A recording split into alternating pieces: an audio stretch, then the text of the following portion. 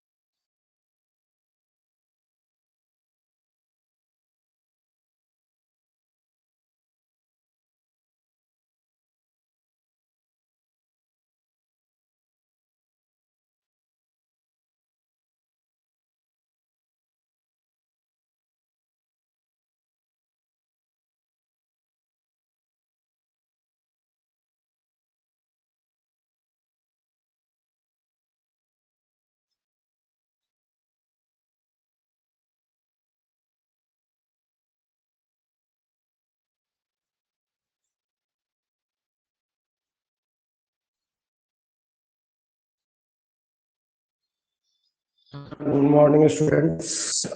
आप सभी को मॉर्निंग बहुत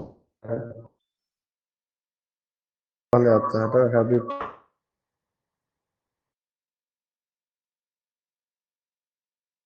सबसे पहले तो जितने भी स्टूडेंट्स मॉर्निंग में उठ गए हैं,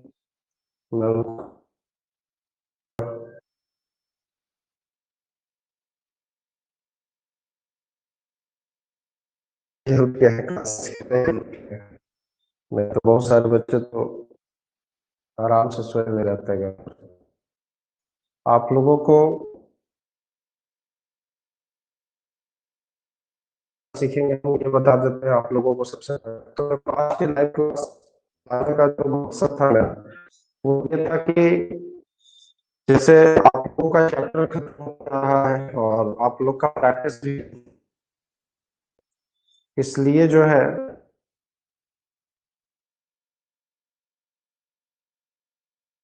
रखा है कि इसमें दो चीज आपको फायदा होगा। पहला तो सारे इम्पोर्टेंट टॉपिक्स आपको बता देंगे जो इम्पोर्टेंट पॉइंट्स है चैप्टर से रिलेटेड, और उसी पर आधारित आपको शाम को टेस्ट होगा। ठीक है, आवाज नहीं आ रहा है। क्या बोल रहे हैं? आवाज नहीं आ रहा है। आवाज आएगा, नेटवर्क थोड़ा सा स्लो स्लो है। ठीक है, आएगा आवाज। ठीक है,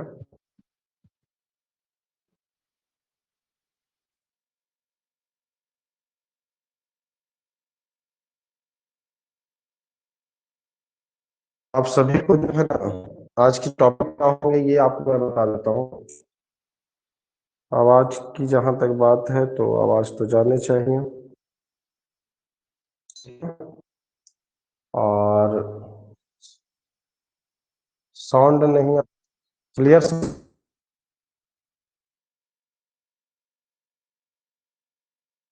एक मिनट में देख लेता हूँ।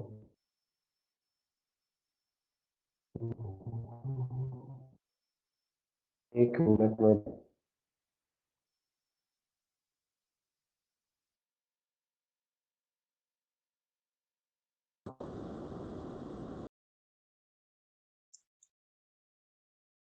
चलिए तो एक बार फिर से आप लोगों का है ना क्लासेज, ऑनलाइन क्लासेज में मोस्ट वेलकम है। अब आवाज और पहले बता देना, साउंड जा रहा है?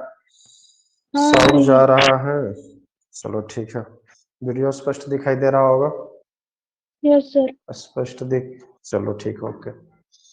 चलो देखो, तो सबसे पहले मैं आप लोगों को बता देता हूं कि आज के टॉपिक्स में हम लोग पढ़ेंगे क्या बच्चों। तो आज के टॉपिक्स होगा सॉलिड स्टेट का है ना क्विकली रिवीजन, ठोस अवस्था चैप्टर, जो पहला चैप्टर आप लोगों का हो चुका है ऑफलाइन क्लासेज में। तो आप लोगों को आज हम पढ़ाएंगे उसके सारे इंपॉर्टेंट क्वेश्चंस, किस किस तरह का टॉपिक को आपको पढ़ना है, और साथ में आप लोगों को ये बताया जाएगा कि किस तरह का ऑब्जेक्टिव सवाल रहेगा, है ना। क्योंकि आप लोग को, आपको पता है कि सुबह 7 बजे ऑनलाइन क्लास रखा गया है और शाम को 7 बजे क्या रखा गया है, तो ऑनलाइन टेस्ट रखा गया है ना।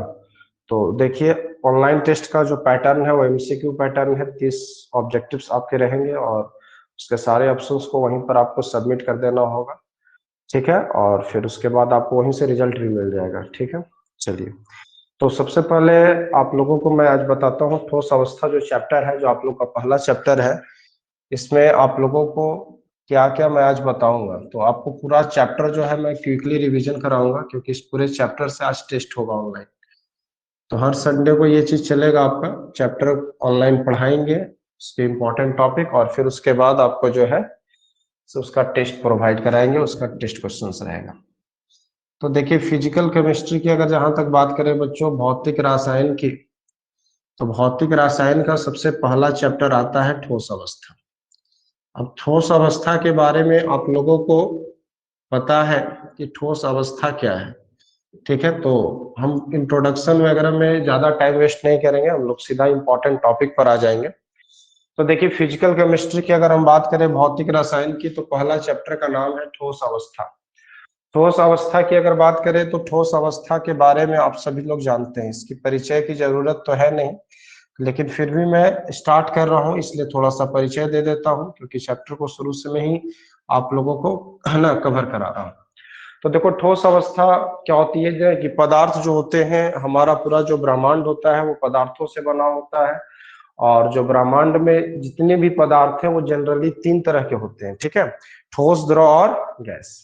तो जो ये पहला चैप्टर है आप लोगों को 12th क्लास का फिजिकल केमिस्ट्री का, जिसका नाम है ठोस अवस्था, तो ये सबसे पहले ये समझ लो कि ये ठोस अवस्था क्यों आपको दिया गया 12th क्लास में। तो ठोस अवस्था इसलिए रखा गया बच्चों, क्योंकि ठोस अवस्था आपका एक सबसे बड़ी अवस्था है, पदार्थ की सबसे अगर बड़ी अवस्था की बात करें तो वो सबसे ज्यादा आप, क्योंकि आप अपने अगर चारों ओर अगर दिखने हैं, अगर आप हम अपनी चारों ओर नजर उठाकर देखते हैं तो अधिकांश चीजें हमें ठोस दिखाई देती है। ठोस कहते किसे हैं? तो देखो बाबू, अगर हम पदार्थ के आणविक संरचना की अगर बात करें तो संरचना के आधार पर पदार्थ को इस तरीके से बांट दिया गया है। देखो, अगर किसी पदार्थ के कण जो होते हैं, कण यानी कि जो उसके छोटे छोटे अवयवी कण होते हैं, उसको हम लोग कण बोल रहे हैं।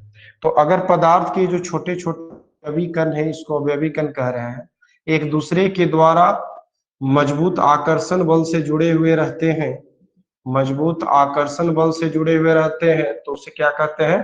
ठोस अवस्था कहते हैं। उसको क्या कहते हैं? पदार्थ की ठोस अवस्था कहते हैं। लेकिन अब सोचो, यहाँ पर अगर यही कण थोड़ा सा दूरी पर चले जाए, यही कण क्या हो जाए?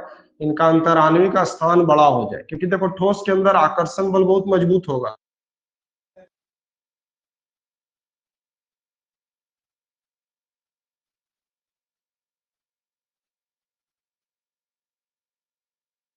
बल क्या होगा? बहुत ही ज्यादा मजबूत होगा। तो आकर्षण बल बहुत ज्यादा मजबूत है, रिक्त स्थान बहुत कम है। तो इस अवस्था को क्या कहा गया है? पदार्थ की ठोस अवस्था। लेकिन अगर द्रव की बात करें तो द्रव में क्या है बच्चों? द्रव में यही कण जो है थोड़ा सा दूरी पर चले गए हैं। इसके पीछे कारण क्या है? इसके पीछे कारण यह है कि ये कण अगर थोड़ा सा डिस्टेंस पर चले गए हैं, तो इसके पीछे कारण है कि इन कणों की जो है कह सकते हैं कि आपस में आकर्षण जो बल रहा होगा, ठोस की अपेक्षा क्या रहा होगा? कमजोर रहा होगा। ठोस की अपेक्षा क्या आकर्षण बल रहा होगा? कमजोर आकर्षण बल रहा होगा। इस कारण से इसको हम क्या कहेंगे? द्रव अवस्था। क्योंकि देखो, इसमें अंतराणविक स्थान का खेल है। अंतराणविक स्थान अधिक हो रहा है ना, किसमें अंतराणविक स्थान अधिक हो रहा है? तो ठोस अवस्था के अंदर नहीं, द्रव अवस्था के अंदर। अब अंतराणविक स्थान अगर ज्यादा है तो इसके पीछे सबसे बड़ा कारण क्या है बच्चों? क्योंकि इन कणों के बीच में लगने वाला जो आकर्षण बल है, ये आकर्षण बल क्या बता रहा है? तो कमजोर बता रहा है। किसके अपेक्षा? तो ठोस के अपेक्षा बता रहा है बच्चों ना, किसके अपेक्षा? ठोस के अपेक्षा अगर आकर्षण बल अगर कमजोर है तो इसको हम लोग कहते हैं पदार्थ की कौन सी अवस्था? द्रव अवस्था। लेकिन अगर हम गैस की बात करें बच्चों, तो पदार्थ की जो तीसरी अवस्था गैसीय अवस्था है, उसकी आकर्षण बल सबसे कमजोर होती है। अगर हम यहाँ पर बात करें, ये देखिए, अगर द्रव के बाद अगर गैस के कण की बोले तो गैस के कण देखो सबसे ज्यादा अधिक दूरी पर है। इसके पीछे देखो ऐसा नहीं है कि इनके आकर्षण बल नहीं लगते हैं, इनके कणों के बीच में आकर्षण बल लगते हैं। लेकिन सवाल यह है ना कि जब आकर्षण बल लगते हैं तो ये आकर्षण बल सबसे कमजोर आकर्षण बल लगता है। क्या लगता है बच्चों? सबसे कमजोर आकर्षण बल। और इस आकर्षण बल का नाम है ना, इस आकर्षण बल का क्या नाम हम लोग देते हैं? इस आकर्षण बल का नाम देते हैं हम लोग, है ना, वांडर वाल बल, या फिर एक और नाम है इसको कहते हैं लंदन बल। लंदन बल इसलिए बच्चों क्योंकि एक साइंटिस्ट था जिसका नाम था लिड्ज लंदन। क्या था साइंटिस्ट का नाम? लिड्ज लंदन। ध्यान रखेंगे, एक साइंटिस्ट था जिसका नाम था लिड्ज लंदन, और इसी ने क्या किया था? गैस के कणों के आकर्षण बल का खोज किया था। यानी गैस आपस में किस आकर्षण बल के द्वारा जुड़े हुए रहते हैं, उसका इन्होंने क्या किया था? डिस्कवरी किया था। इसके नाम पर इसको दे दिया गया वांडर वाल बल के बाद लंदन बल। ये केमिस्ट्री का सबसे वीकेस्ट फोर्स होता है, रसायन में पदार्थों के कणों के बीच लगने वाला सबसे कमजोर आकर्षण बल है। ठीक है, इससे आकर्षण बल सबसे, इससे कोई कमजोर आकर्षण बल नहीं होता है। तो गैसीय अवस्था में क्या होता है? आकर्षण बल सबसे कमजोर होता है। तो आप बताओ कि आकर्षण बल जब कमजोर होगा तो अंतराणु का स्थान भी क्या होगा? बहुत ज्यादा बड़ा होगा। ठीक है, बस यही खेल है। तो पदार्थ की अवस्था क्लियर है, ठोस, द्रव और गैस होता है। चलिए, अब इसके बाद ठोस अवस्था किसको कहते हैं? ये तो परिभाषित हो गया कि वैसे पदार्थ जिसके अवयवी कण आपस में मजबूत आकर्षण बल और कम रिक्त स्थान के द्वारा जुड़े हुए रहते हैं, तो उससे पदार्थ की कौन सी अवस्था बोलते हैं बच्चों? ठोस अवस्था बोलते हैं। चलिए आगे देखेंगे। ठोस अवस्था का परिचय तो हमने आपको दे दिया। अब जानेंगे कि ठोस अवस्था जो है ये ठोस कितने प्रकार के होते हैं। तो चलो, इससे पहले हम ठोस को इंडिविजुअली परिभाषित कर देते हैं, अकेला परिभाषित कर देते हैं कि व्हाट इज सॉलिड, ठोस क्या है। तो आप लोग बच्चे नोट्स में देखे होंगे, जैसा कि आपको बताया भी गया होगा। इस पर हम नोट्स भी प्रोवाइड आपको कर देंगे, डाल देंगे असाइनमेंट में, ठीक है ना। तो आपको देखो यहाँ पर अगर हम बात करें सॉलिड की बच्चों, तो सॉलिड किसको कहते हैं? तो देखो, ठोस उसको कहते हैं बच्चों जिसका द्रव्यमान कमरे के ताप से ज्यादा होता है। ठोस किसको कहते हैं बच्चों? उस पदार्थ को कहते हैं जिसका द्रव्यमान कमरे के ताप से अधिक होता है। यानी कमरे से ताप से अगर अधिक द्रव्यमांक है किसी भी पदार्थ का, तो उसको हम लोग क्या कहते हैं? ठोस कहते हैं। अब कमरा का ताप कितना रहता होगा बच्चों, आप लोग सोचो। तो कमरा का ताप जो होता है, हमने आपको क्लास में भी बताया है, ऐसे आज भी बता रहे हैं आपको, सामान्यतः 25 डिग्री सेल्सियस को माना गया है। कितना माना गया है? 25 डिग्री सेल्सियस। अगर 25 डिग्री सेल्सियस अगर तापमान है अगर कमरे का, तो समझ लो वो कमरे का साधारण ताप है, जनरल टेम्परेचर है। इतना होना चाहिए कमरे का साधारण ताप। अगर इसकी हम केल्विन में बात करें बच्चों, तो केल्विन में 298 केल्विन इसको कहते हैं। केल्विन में कितना हो जाएगा? 298। क्यों बच्चों?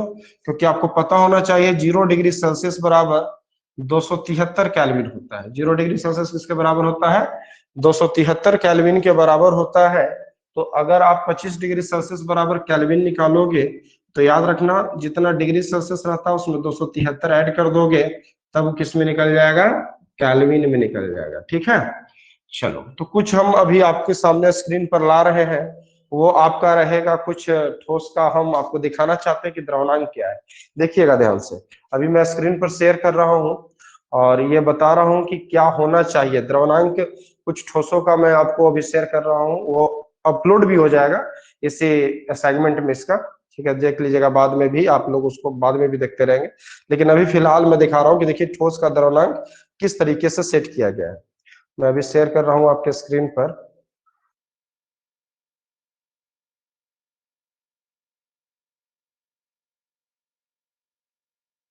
ये देखिए, आपके स्क्रीन पर कुछ शेयर हुआ है, और जो स्क्रीन पर शेयर हुआ है उसको आप ध्यान से समझिएगा। क्या कह रहा है? देखिए, कुछ ठोसों के गलनांक, गलनांक को बच्चों द्रव्यमांक भी कहते हैं। गलनांक को क्या कहते हैं? द्रव्यमांक भी कहते हैं। ठीक है, ऑक्सीजन का द्रव्यमांक देखिए 55 केल्विन है। क्या कमरे के ताप पर है? तो बिल्कुल बिल्कुल नहीं है, क्योंकि कमरे का ताप कितना हमने बताया? 298 केल्विन। नाइट्रोजन का देखिए गलनांक क्या? 63 केल्विन। क्या ये ठोस कहलाएगा? तो ये सब ठोस डायरेक्टली नहीं कहला सकते बच्चों, क्योंकि इनका गलनांक देखो कहाँ है। इनका गलनांक देखो सब कमरे के ताप से कम है, चाहे इथाइल अल्कोहल हो या बर्फ हो। अब यहां से देखो, दूसरे साइड देखो, सोडियम वाले साइड से देखो, सोडियम का गलनांक क्या है? 371 केल्विन बताया जा रहा है। इसका मतलब यह है बच्चों कि सोडियम का जो गलनांक है 371 केल्विन, यानी कमरे के ताप से ज्यादा है। और अगर कमरे के ताप से ज्यादा है तो ये ठोस अवस्था में, भौतिक अवस्था इसकी पाई जाएगी। उसके बाद देखिए मैग्नीशियम की देखिए, सोडियम क्लोराइड की देखिए, है ना, मैग्नीशियम क्लोराइड की देखिए। देखिए सबका गलनांक कितना ज्यादा है बच्चों। तो ये फर्क बता रहा है कि कौन सा पदार्थ की भौतिक अवस्था ठोस होगा और किस पदार्थ की भौतिक अवस्था गैस होगा या द्रव होगा। ठीक है बच्चों, तो इसमें ये क्लियर है आपको? चलिए, तो ये सब जो है ऑक्सीजन, नाइट्रोजन, इथाइल अल्कोहल, बर्फ, ये सब ठोस की श्रेणी में आएंगे जब इनको जमाया जाएगा, ठंडा किया जाएगा बच्चों, इस चीज का ध्यान रखेंगे।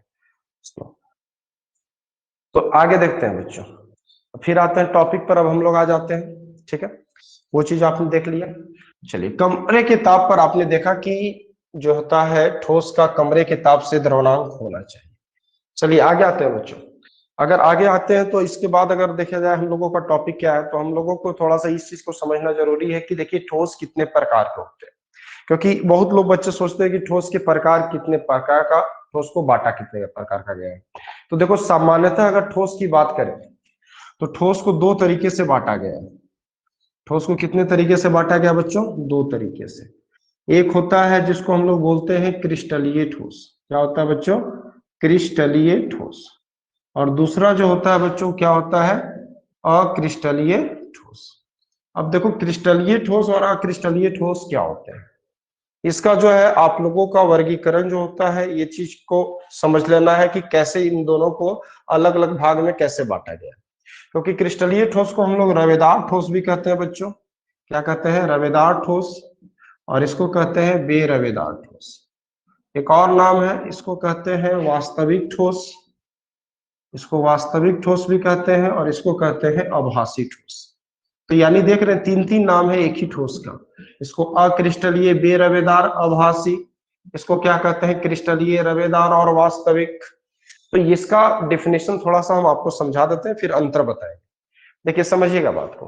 क्रिस्टलीय ठोस किसको कहा गया? वैसे ठोस जिसके अवयवी कण आपस में निश्चित क्रम में जुड़ते हैं या नियमित क्रम में जुड़े हुए रहते हैं, तो उसको हम लोग क्या बोलते हैं? क्रिस्टलीय ठोस। और इनकी ज्यामितिक आकृति भी निश्चित होती है। और अक्रिस्टलीय ठोस क्या बोलते हैं? वैसे ठोस जिसके अवयवी कण अनियमित क्रम में जुड़े रहते हैं और इनकी ज्यामितिक आकृति क्या होती है? अनिश्चित होती है। ध्यान से समझिएगा, जैसे इसमें अगर हम बात करें NaCl, KCl, है ना, हीरा, ग्रेफाइट, ये सब क्रिस्टलीय में आता है। इसकी खासियत देखो बच्चों, इसके कण एकदम क्रम में जुड़े रहेंगे। ये दिख रहे हैं, हर एक तरह से ये क्रम आपको दिखाई दे रहा है इसमें, यानी कि हर लेयर में कणों की संख्याएं बराबर, हर एक कणों में कण एक दूसरे के ठीक पैरेलल एक समान रूप से जुड़े हुए हैं। लेकिन अगर हम बात करें अक्रिस्टलीय की बात करें बच्चों, तो इसमें क्या होते हैं? देखिए, कण की व्यवस्था देखिए, कण की भौतिक व्यवस्था देखिए क्या है। देख रहे हैं, ये है, ये एक प्रकार का इरेगुलर अरेंजमेंट को बता रहा है, ये अनियमित क्रम को बता रहा है, और ये नियमित क्रम को बता रहा है। तो इसका मुख्य एग्जाम्पल कांच होता है बच्चों, आप लोगों को पता होना चाहिए। कांच, जो उसको हम लोग ना ग्लास भी कह सकते हैं, प्लास्टिक होता है, ठीक है, रबर होता है, ये सब मुख्य एग्जाम्पल है बेरवेदार ठोस के। अब थोड़ा सा अंतर पे आते हैं, तो अंतर के लिए हम स्क्रीन पर शेयर कर रहे हैं बच्चों, ध्यान से देखिएगा स्क्रीन को, ठीक है। स्क्रीन पर मैं आपको अभी कुछ शेयर कर रहा हूँ, और ये आपको बताएगा क्रिस्टलीय और अक्रिस्टलीय ठोस में क्या अंतर होता है, ये समझाया जाएगा आपको। चलिए, देखिए आपके स्क्रीन पर आ चुका है, क्या आया है? क्रिस्टलीय ठोस एक साइड लिखा हुआ है और एक साइड लिखा हुआ है अक्रिस्टलीय ठोस। तो देखिए, क्रिस्टलीय ठोस क्या कहता है? क्रिस्टलीय में कह रहा है कि इसके संगठक कणों की संख्या जो होती है निश्चित एवं नियमित होती है।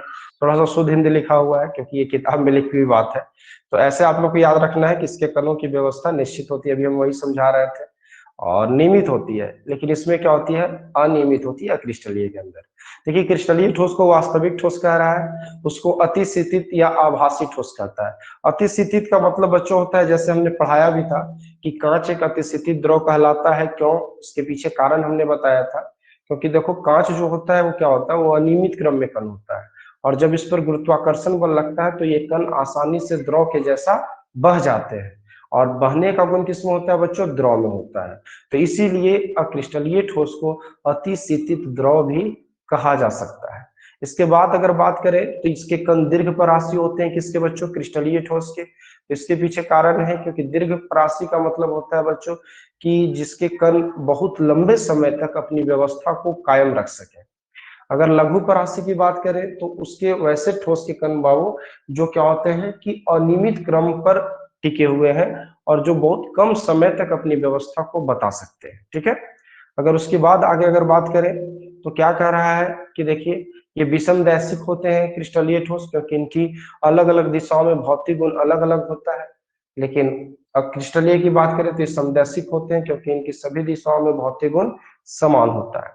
अगर क्रिस्टलीय ठोस की बात करें तो इनका गलनांक तीक्ष्ण होता है। तीक्ष्ण का मतलब होता है बच्चों बहुत फास्ट पिघल जाते हैं, और ये एक निश्चित ताप के परास पर पिघलते हैं, मतलब एक निश्चित ताप रेंज पर पिघलते हैं। जैसे अगर हम कहें कि सोडियम क्लोराइड 50 डिग्री सेल्सियस पे पिघल जाता है, तो 50 डिग्री सेल्सियस पे पूरा पिघल जाएगा।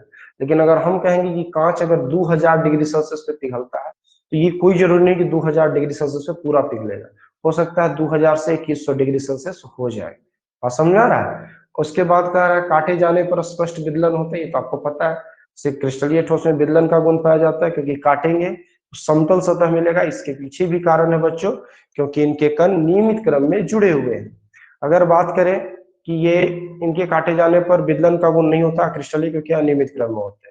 इनकी गलन उष्मा का मान निश्चित होता है, इनकी मान निश्चित नहीं होता। अभी अभी बता रहे थे वही चीज कि इसको पिघलाने के लिए एक फिक्स टेम्परेचर दीजिएगा क्रिस्टलीय ठोस को 50 डिग्री सेल्सियस अगर नमक को देते हैं तो पूरा पिघल जाएगा।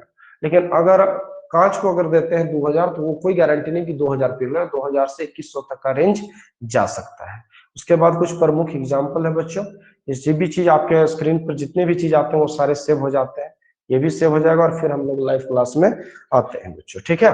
तो इसको मैं स्क्रीन पर से हटा रहा हूं, और अब आप लोग को फिर से एक बार है ना व्हाइट बोर्ड पर ला रहा हूं, जहां पर आपको आगे की टॉपिक में बताऊंगा, ठीक है बच्चों। चलिए, तो अभी आपने देखा कि क्रिस्टलीय और अक्रिस्टलीय ठोस में क्या अंतर है, ठीक है। तो सारे पॉइंट्स उसके ऊपर लिखे गए थे और सारे को हमने एक्सप्लेन अपने शब्दों में कर दिया। चलिए आगे देखते हैं बच्चों, तो क्या कह रहा है। तो आगे अगर हम देखें बच्चों, तो आगे ये बताया जाएगा आपको कि क्रिस्टलीय ठोस के भी कुछ प्रकार होते हैं, यानी हम लोग क्लासिफाइड करने वाले हैं क्रिस्टलीय ठोस को। Classification of crystalline solid.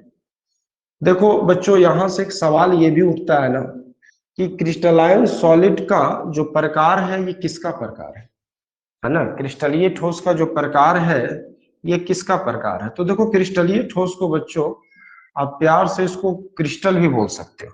क्या बोल सकते हो? क्रिस्टल। तो क्रिस्टल का कभी कभी ऑब्जेक्टिव में प्रकार आ जाता है, पूछता है कि how many types of crystal, यानी क्रिस्टल के क्या प्रकार है। क्या पूछता है आपसे? क्रिस्टल के प्रकार पूछता है। अब क्रिस्टल के प्रकार पूछता है तो हम लोग समझ लेते हैं कि क्या है क्रिस्टल। अब नया चीज आ गया? नहीं, नया चीज नहीं आया। ये क्रिस्टल है क्या? दरअसल ये क्रिस्टल है बच्चों, क्रिस्टल का मतलब होता है क्रिस्टलीय ठोस। और ये जो क्रिस्टलीय ठोस होता है बच्चों, ये बताता है आपको जो है क्रिस्टल के ही प्रकार को। तो क्रिस्टलीय ठोस के प्रकार 4 होते हैं, इसलिए क्रिस्टल के भी प्रकार 4 होंगे। आगे जाएंगे तो हम लोग क्रिस्टल तंत्र सीखेंगे। क्या सीखेंगे? क्रिस्टल तंत्र या रवा तंत्र।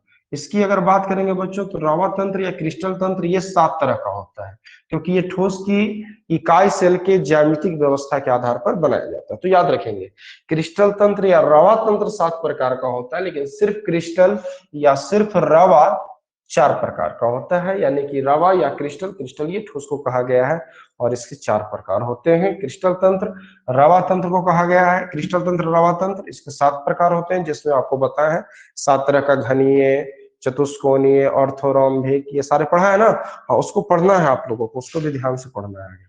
चलिए, तो क्रिस्टलीय ठोस का प्रकार आपको बताते हैं, स्क्रीन पर आपको दिखाते हैं क्या है क्रिस्टलीय ठोस के प्रकार और उसके क्या होंगे एग्जाम्पल। तो ये देखिए बच्चों, ये है आपका आ गया स्क्रीन के ऊपर क्या लिखा हुआ है, क्रिस्टलीय ठोस के प्रकार और उसके अभिलक्षण, यानी कि उसके गुण भी इसके स्क्रीन पर आपको बताया गया। ध्यान से देखेंगे बच्चों, क्या कह रहा है? अभिलक्षण संगठक गुण। संगठक गुण का मतलब होता है कण, संगठक कण का मतलब होता है बच्चों जिस कण से ये मिलकर बना हुआ है। क्या कह रहा है कि धन आयन और ऋण आयन, बिल्कुल सही, आयनिक ठोस है। आयनिक ठोस धन आयन और ऋण आयन से बना होता है। सहसंयोजक ठोस परमाणु से बना होता है। आणविक ठोस अणु का बना होता है। और धात्विक ठोस क्या कह रहा है? धन आवेशित कठोर एवं गतिशील इलेक्ट्रॉन का बना होता है। ठीक है। उसके बाद बंधन दिया हुआ है बच्चों, बंधन क्या है? तो आयनिक में आयनिक ठोस में आयनिक बंधन हो जाएगा, सहसंयोजक ठोस में सहसंयोजक बंधन हो जाएगा, आणविक ठोस में अलग अलग बंधन होता है बच्चों। अध्रुवीय भी होता है, ध्रुवीय भी होता है, हाइड्रोजन बंधन भी होता है। ये किताब की भाषा है, ये अपनी भाषा है। आप नोट कॉपी भी पढ़िएगा, नोट्स भी पढ़िएगा, नोट्स में सारा बात बताया गया है। ठीक है बच्चों। कठोर एवं इलेक्ट्रॉन में धात्विक बंधन, तो धात्विक बंधन को ही कहा गया है। भौतिक प्रकृति दिया हुआ है, आयनिक ठोस कठोर भंगुर जो भी लिखा हुआ है उसमें होता है। सहसंयोजक ठोस कठोर होता है। ये सारे गुण इसको पढ़िएगा। और नीचे एग्जाम्पल जो है बच्चों ना, ये वाला टर्म बहुत इंपॉर्टेंट है, ये सारे इसको याद कर लीजिएगा, हो सकता है इससे ऑब्जेक्टिव्स निकल जाए। ठीक है, ये बहुत इंपॉर्टेंट टर्म है बच्चों। ठीक है, तो मैं इसको इरेज कर देता हूँ। ये सारे जो प्रकार हैं इसको पढ़ लेना है बच्चों, और फिर मैं इसके आगे बढ़ता हूँ। ठीक है, चलो फिर से आ जाते हैं हम लाइफ क्लास में। चलिए, तो देखिए बच्चों क्या कह रहा है। अब इसके बाद अगर हम बात करें तो इकाई सेल और रवा तंत्र की अगर बात करेंगे, देखो मैं फास्टली रिवीजन करा रहा हूँ ना, ये प्रैक्टिस पेपर चल रहा है। इसमें इसमें आप लोगों को प्रैक्टिस करा रहे हैं कि क्या क्या चीजें आपको इंपॉर्टेंस है, क्या क्या पढ़ना है, क्या जरूरी है। ठीक है, चलिए अब देखिए बच्चों, अब अगर हम ठोस अवस्था में आगे बढ़े तो अब हम लोग सीखेंगे इकाई सेल और क्रिस्टल लैटिस। देखो बच्चों, क्रिस्टल लैटिस की बात करें, इसको बोलते हैं आकाशीय जालक या क्रिस्टल जालक। आकाशीय या क्रिस्टल जालक। अब देखो, ये आकाशीय या जो क्रिस्टल जालक होता है ये क्या होता है। जैसे हमने बताया भी था आपको पहले भी क्लास में भी, और ऐसे भी आज भी बता रहे हैं कि जैसे अगर मान लो एक ठोस है और ये त्रिविमीय ठोस है। कैसा ठोस है बच्चों? त्रिविमीय, मतलब कि जो तीन बीमा में रहता है। तीन बीमा में ये ठोस है, क्योंकि इसमें तीन चीज आपको दिखाई दे रहा है, इसका लेंथ, इसका ब्रेथ, इसका हाइट, यानी कि लंबाई, चौड़ाई और ऊंचाई। अब देखो, इसमें अगर हम बात करें कि अगर इसके कण जो होते हैं बच्चों, ये कण अगर एक दूसरे से इस तरीके से जुड़े हुए रहते हैं, आपस में एक बिंदु पथ के द्वारा जुड़े हुए रहते हैं, तो इसको हम लोग बोलते हैं, क्या बोलते हैं बच्चों बताइए? इसको बोलते हैं बिंदु पथ, और इसी को बोलते हैं आकाशीय जालक या क्रिस्टल जालक। अब देखो, इस आकाशीय जालक के अंदर हमने क्या सीखा कि किसी भी ठोस के अवयवी कण, जो कण दिखाई दे रहे हैं जो छोटे छोटे, ये अगर आपस में जुड़कर एक बिंदु पथ का निर्माण करते हैं तो इसको हम लोग बोलते हैं आकाशीय जालक बोलते हैं। क्या बच्चे बोलते हैं? आकाशीय जालक। और इसको बोलते हैं, बिंदु को बोलते हैं जालक बिंदु। बिंदु को क्या बोलते हैं? जालक बिंदु। और ये जो पूरा पैटर्न दिखाई दे रहा है इसको आकाशीय जालक कहते हैं। अब देखो, आकाशीय जालक एक सबसे छोटा सा भाग, देख लो ये एक छोटा सा भाग है। इस छोटे से भाग को हम लोग कहते हैं बच्चों इकाई सेल। क्या कहते हैं इसको बच्चों? इकाई सेल कहते हैं। ठीक है, अब इकाई सेल को अगर बाहर निकालोगे तो देखो ऐसा दिखेगा 3D में। ठीक है, ये देखो इकाई सेल दिखाई देगा। अगर इकाई सेल की अगर बात करें बच्चों, तो ये इकाई सेल आपको दिखाई दे रहा है। ये देखो 3 अक्ष पर ये भी है, एक्स है, वाई है और जेड है। इसमें देखो बच्चों क्या होता है ना कि इसको अगर हम ए मान लें, इसको बी मान लें, इसको सी मान लें, तो हमें कौन भी मानना पड़ता है? Alpha, beta, gamma. अब एबीसी को हम लोग कहते हैं फलक। क्या कहते हैं बच्चों? एबीसी को फलक कहते हैं। अल्फा, बीटा, गामा को क्या कहते हैं? अंतः केंद्रीय कोण कहते हैं। क्या कहते हैं बच्चों? अंतः केंद्रीय कोण। और ये क्या होते हैं? तो ठोस के सबसे छोटा सा टुकड़ा माना गया है, यानी ठोस का सबसे छोटा सा भाग माना गया। देखिए ठोस ये है, और ठोस के कण आपस में जब जुड़ रहे हैं तो एक बिंदु पथ के द्वारा क्या बना रहे हैं? एक जाल बना रहे हैं। इस जाल को आकाशीय जालक या क्रिस्टल जालक कह रहे हैं। और इसका सबसे छोटा सा टुकड़ा इकाई सेल जो है, वो देखिए इस तरीके का आपको 3D में नजर आ रहा है। और इसके अंदर क्या क्या है बच्चों? तो 3 तरह के फलक हैं, 3 तरह की लंबाई है सतह का, ए बी सी, और 3 तरह के कोण है, अल्फा, बीटा, गामा, जिसको हम लोग कहते हैं अंतः केंद्रीय कोण कहते हैं। ठीक है बच्चों, अगर इकाई सेल की बात करें बच्चों, तो इकाई सेल में 4 तरह के होते हैं। इकाई सेल की 4 तरह का होता है। कौन कौन बच्चों? इकाई सेल के प्रकार की अगर बात करें, चलिए इसको पहले मैं इरेज कर देता हूँ, तब इकाई सेल का प्रकार बता देता हूँ। ठीक है, चलिए बच्चों, तो ये तो हो गया। अब इसके बाद देखो 7 क्रिस्टल सिस्टम होता है, 7 क्रिस्टल तंत्र होता है। 7 क्रिस्टल तंत्र को भी आप आसानी से देख सकते हैं, आपके नोट्स कॉपी में अवेलेबल होंगे 7 क्रिस्टल तंत्र। अगर होंगे नोट्स कॉपी में तो नोट्स कॉपी में पढ़ सकते हैं, नहीं तो 7 क्रिस्टल सिस्टम्स को मैं आपको दिखा भी सकता हूँ, है ना। 7 क्रिस्टल सिस्टम्स को मैं अभी 1 मिनट में दिखा रहा हूँ आपको आपके स्क्रीन पर।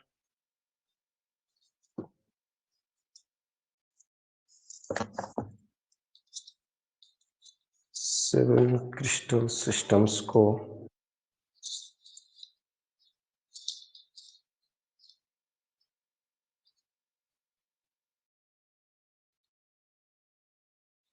तो देखेंगे बच्चों, मैं आपके स्क्रीन पर शेयर कर रहा हूँ 7 क्रिस्टल सिस्टम को।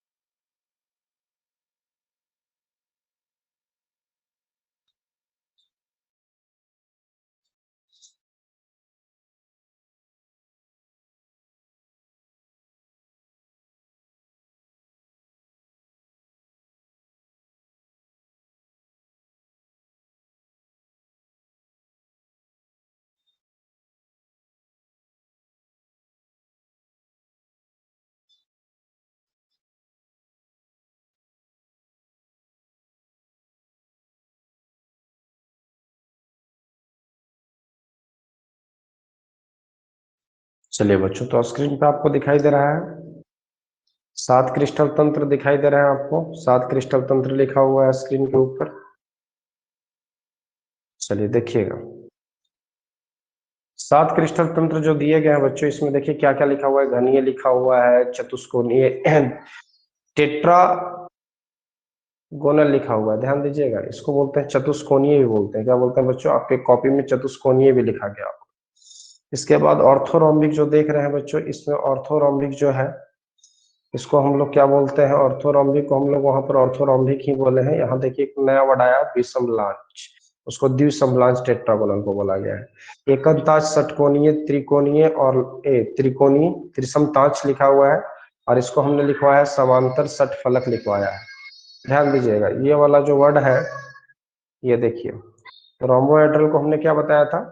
और समांतर षटफलक, इसमें लिखा हुआ है त्रिसमतांश या त्रिकोणीय लिखा हुआ है। तो इंग्लिश वर्ड ये काम करता है। देखो, आप लोगों को क्लास में जब इंग्लिश हम टॉपिक बोर्ड पर लिखते थे तो इसीलिए लिखते थे कि देखो हिंदी क्या होता है, एक से ज्यादा हो सकता है, अलग अलग बुक में अलग अलग हिंदी का जिक्र हो सकता है, लेकिन इंग्लिश में ही देखिए एक भी का चेंज नहीं है इसमें।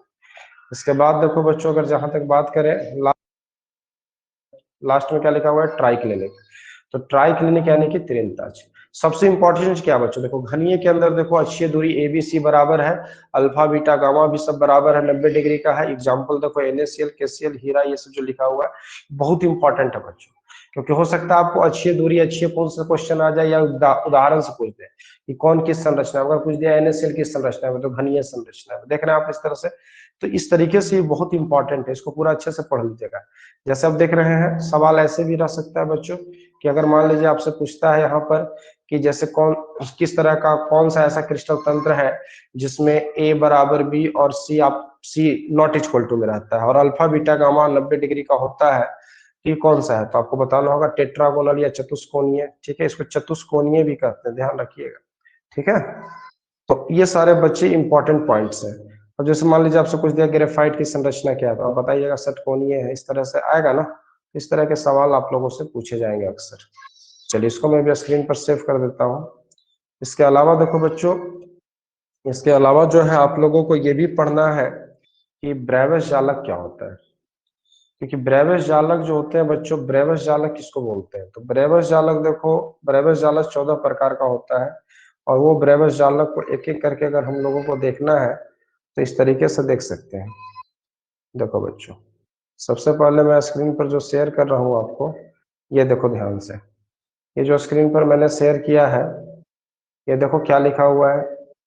ये 7 क्रिस्टल तंत्र के अंदर देखो ब्रेविस जालक कैसे बनाए गए। तो देखो घनीय व्यवस्था क्या है, ये घनीय व्यवस्था, पहली जो व्यवस्था आपको दिखाई दे रही है घनीय व्यवस्था है। अब घनीय व्यवस्था के अंदर यानी घनीय इकाई सेल के अंदर देखो कौन कौन आता है। सिंपल क्यूब है, फेस सेंटर्ड क्यूब है और बॉडी सेंटर्ड क्यूब है।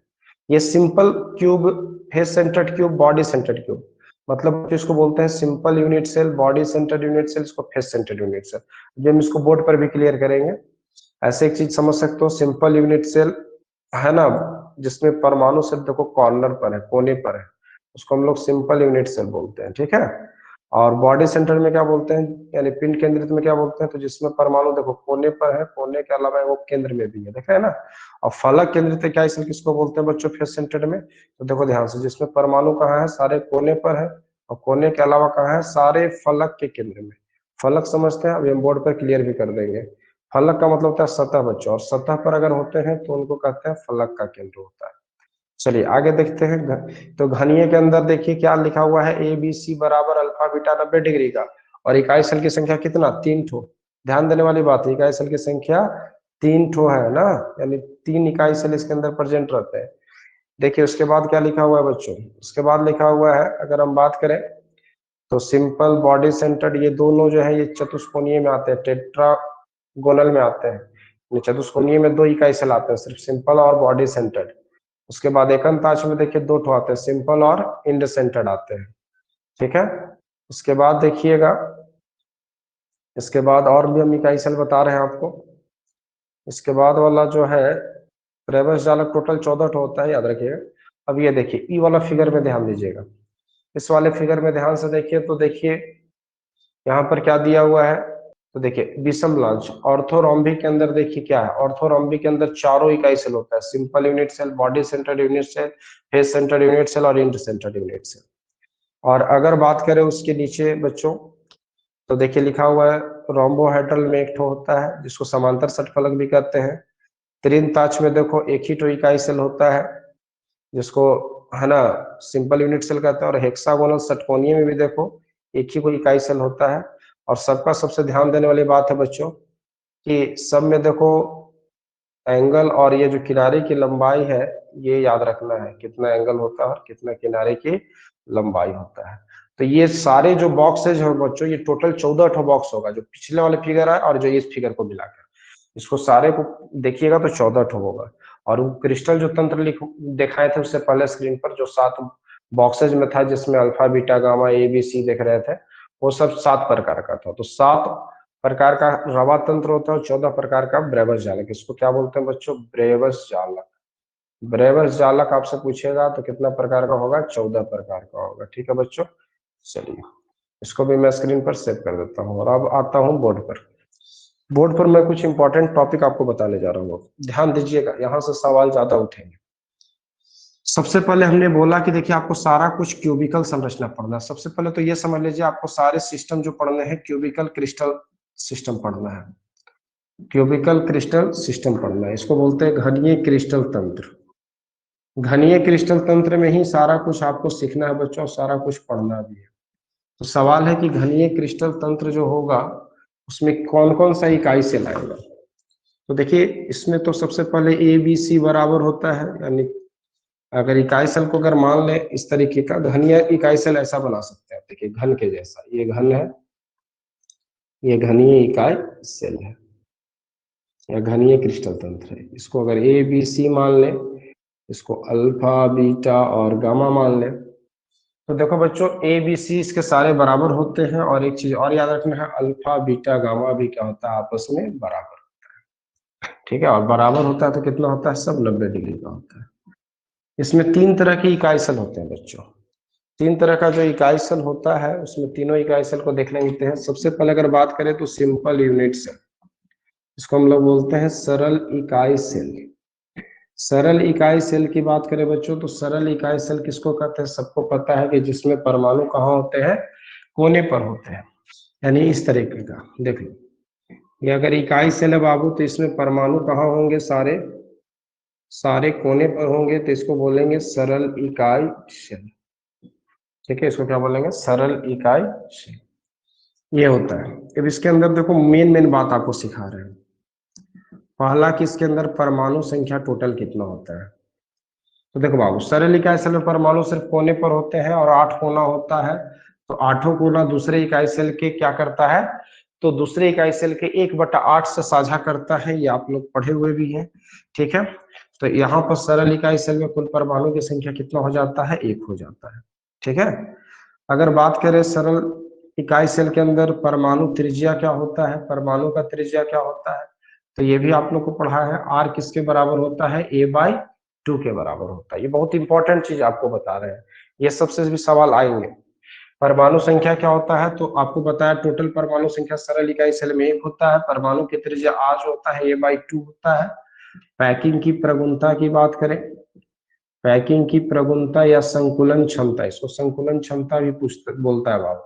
तो संकुलन क्षमता कितना होता है? तो याद रखिएगा 52.38%, इसको लगभग 52% भी मान सकते हैं। तो रिक्त स्थान कितना होगा बच्चों? हम बताए थे कि जितना संकुलन क्षमता क्या होता है? तो जिसमें परमाणु जितना स्थान को घेर लेता है उसको संकुलन क्षमता बोलते हैं। तो अगर संकुलन क्षमता अगर 52% है तो रिक्त स्थान कितना हो जाएगा बच्चों? 48% हो जाएगा। रिक्त स्थान कितना हो जाएगा? 48%। तो इस सरल इकाई सेल की कुछ महत्वपूर्ण बातें हैं, इसको याद रखिएगा। ठीक है, परमाणु संख्या सरल इकाई सेल में 1 होता है क्योंकि परमाणु सिर्फ कोने पर होते हैं और कोना वाला 1/8 से साझा करता है, तो परमाणु संख्या 1 हो जाता है। परमाणु त्रिज्या r बराबर a/2 होता है। संकुलन क्षमता की बात करें 52% लगभग होता है और रिक्त स्थान कितना होता है? 48% होता है बच्चों। ठीक है, चलिए इसके बाद आते हैं सरल इकाई सेल के बाद आता है दूसरा इकाई सेल आता है बच्चों जिसका नाम है पिंड केंद्रित इकाई सेल। देखिए बच्चों, पिंड केंद्रित इकाई सेल की अगर बात करें तो पिंड केंद्रित इकाई सेल इसको बोलते हैं हम लोग, पिंड केंद्रित इकाई सेल को हम लोग क्या बोलते हैं, इसको बोलते हैं body centred unit cell, body centred unit cell. इसको शॉर्ट में बच्चों हम लोग बीसीसी भी बोलते हैं। क्या बोलते हैं? बीसीसी। इसमें ध्यान देना, इसको अगर ये हमारा इकाई सेल है बच्चों, तो इस इकाई सेल में देखो परमाणु कहाँ कहाँ रहेंगे। तो हमने पिंड केंद्रित में बताया है कि परमाणु कोने पर भी रहते हैं और कोने के अलावा कहाँ रहते हैं बच्चों? एक केंद्र में रहता है। तो अगर हम बच्चों इसकी बात करें टोटल परमाणु संख्या की, तो याद रखिएगा परमाणु संख्या अगर बात करें बच्चों पिंड केंद्रित इकाई सेल की, तो परमाणु संख्या होता है, कोना पर है तो कोना वाला याद रखना, कोना वाला है तो 8 गुना 1/8 ही रहेगा, लेकिन केंद्रों पर तो एक ठो है और केंद्र वाला किसी से साझा करता नहीं है। हम बताए थे कि केंद्र के परमाणु किसी से साझा नहीं करता है, तो कितना हो जाएगा? 2 परमाणु हो जाएगा टोटल। इसके बाद पूछेगा आपसे परमाणु त्रिज्या क्या होता है, तो पिंड केंद्रित इकाई सेल की परमाणु त्रिज्या बाबू होता है √3a/4 होता है। परमाणु त्रिज्या r बराबर का होता है √3a/4। ये भी आपके नोट्स कॉपी में प्रूफ मिल जाएगा। तो हम आपको अभी क्या बता रहे हैं, सरसरी निगाहों से आपको टॉपिक को रिवीजन करा रहे हैं, है ना। आप लोगों को फिर क्या करना होगा, इसके बाद वाले चीज को आपको खुद से रिवाइज करना होगा, मतलब कि अपने नोट्स कॉपी में देखते हुए इसको आगे बढ़ना होगा। ठीक है बच्चों, इस चीज का ध्यान रखिएगा। अब देखिए यहाँ पर परमाणु त्रिज्या हो गया, इसकी संकुलन क्षमता या पैकिंग की प्रगुणता, संकुलन क्षमता या पैकिंग प्रगुणता। तो संकुलन क्षमता या पैकिंग प्रगुणता की बात करें तो इसका होता है 68%। ऐसे होता है 68.04। इसको लगभग क्या मान सकते हैं, 68%। तो बताइए कि इसमें रिक्त स्थान कितना होगा। तो रिक्त स्थान की अगर बात करें बच्चों, तो 100 में से 68 घटा दोगे तो कितना परसेंट हो जाएगा? 32%। यानी पिंड केंद्रित इकाई सेल में रिक्त स्थान कितना हो जाता है? 32% आ जाता है। ठीक है बच्चों, याद रखिएगा। कभी कभी आपसे पूछ देता है कि समन्वय संख्या, पूछ देगा कि एक जो है ना ठोस है जो बीसीसी संरचना में है, उसकी समन्वय संख्या कितना होगा। तो याद रखिएगा बीसीसी के अंदर समन्वय संख्या कितना होता है बच्चों? 8 होता है। काहे 8 होता है? क्योंकि देखो केंद्र वाला जो परमाणु है वो 8 परमाणुओं से क्या होता है, जो है ना साझा करता है। यानी 8 परमाणुओं से वो उसके केंद्र के परमाणु को मतलब घेर लेता है, 8 कोनों के परमाणु, इसलिए इसकी समन्वय संख्या कितनी हो जाती है? 8 हो जाती है बच्चों। इस चीज का ध्यान रखना है। चलिए इसको इरेज करते हैं बच्चों। आप लोग फटाफट स्क्रीनशॉट भी ले सकते हैं, और ऐसे मैं इसके सारे वीडियो जब सेव हो जाएंगे तो इसका स्क्रीनशॉट भी अपलोड कर दूंगा। चलिए अगर इसके बाद बात करें बच्चों, तो फलक केंद्रित इकाई सेल आता है तीसरा, जो कि घनीय क्रिस्टल तंत्र का सबसे इंपॉर्टेंट पार्ट है। क्योंकि अधिकांशतः ठोस की संरचना ज्यादातर फलक केंद्रित संरचना में होती है, ये भी याद रखिएगा। फलक केंद्रित अगर इकाई सेल की बात करें बच्चों, तो फलक केंद्रित इकाई सेल किसको बोलते हैं? ये बोलते हैं फेस सेंटर्ड यूनिट सेल को। इसको शॉर्ट में क्या बोलते हैं हम लोग बच्चों? एफसीसी बोलते हैं। क्या बोलते हैं इसको? एफसीसी। अब देखो फलक केंद्रित इकाई सेल में क्या होता है बच्चों, तो फलक केंद्रित इकाई सेल के अंदर होता क्या है, तो अगर हम बात करें पहले इकाई सेल क्या होता है उसको देख लेते हैं। देखो फलक केंद्रित अगर मान लो ये है इकाई सेल, तो इसमें परमाणु कहाँ कहाँ होगा बच्चों? तो कोनों पर होगा, कोनों के अलावा क्या होगा? सभी फलक के केंद्र में होगा, यहाँ यहाँ यहाँ, ये सभी फलक के केंद्र में होंगे। तो अगर बात करें बच्चों परमाणु संख्या की, परमाणु संख्या कितना होता है बच्चों? तो परमाणु संख्या देखो कहाँ कहाँ है, तो परमाणु 8 को कोने पर है, तो कोना पे तो 8 है, साझा कितना से करेगा? 1/8 से करेगा, प्लस फलक पे क्या परमाणु है टोटल बाबू? ऐसे ऐसे 6 है, और कितना से साझा कर रहा है? 1/2 से। तो कितना टोटल परमाणु हो जाएगा? ये तो हो जाएगा 3 और ये, यानी टोटल परमाणु की संख्या कितना हो जाएगा? 4 हो जाएगा। अब अगर इसमें तुमको अगर फलक केंद्रित में कोई तुमसे परमाणु त्रिज्या पूछेगा तो आर क्या बताओगे तुम? तो इसमें आर जो होता है बच्चों a/2√2 होता है। आर क्या होता है बच्चों? a/2√2 होता है। इसके बाद अगर तुमसे कोई पूछेगा परमाणु त्रिज्या के बाद अगर किसकी संकुलन क्षमता कितना होता है बच्चों, तो इसकी संकुलन क्षमता होता है 74.08, लगभग 74%। कितना होता है बच्चों? 74%। अब एक चीज याद रखना, जो संकुलन क्षमता फलक केंद्रित का होता है यही संकुलन क्षमता सीसीपी और एचसीपी का भी होता है। देखो बहुत बड़ा इंपॉर्टेंट पॉइंट है, इसको बोलते हैं क्यूबिकल क्लोज पैकिंग, घनीय सीमित पैकिंग, ठीक है। और इसको बोलते हैं एचसीपी को षटकोणीय सीमित पैकिंग। क्या बोलते हैं? षटकोणीय सीमित पैकिंग। ये ध्यान रखिएगा बच्चों, ये 3D के अंदर, 3D के अंदर यानी 3D डायमेंशन में जो क्लोज पैकिंग होता है 3 बीमा वाला में, उसमें देखो दो तरह का पैकिंग आता है, घनीय सीमित पैकिंग, षटकोणीय सीमित पैकिंग। और दोनों की जो संकुलन क्षमता होती है वो फलक केंद्रित इकाई सेल की संकुलन क्षमता के बराबर होता है बच्चों, ये याद रखने वाली बात है। तो रिक्त स्थान कितना होगा बच्चों फलक केंद्रित में, याद रखिएगा 100 में से 74 को हटा देंगे यानी कितना 26% रिक्त स्थान होगा। और सबसे इंपॉर्टेंट पॉइंट आपसे समन्वय संख्या पूछिएगा, तो समन्वय संख्या क्या दीजिएगा 6।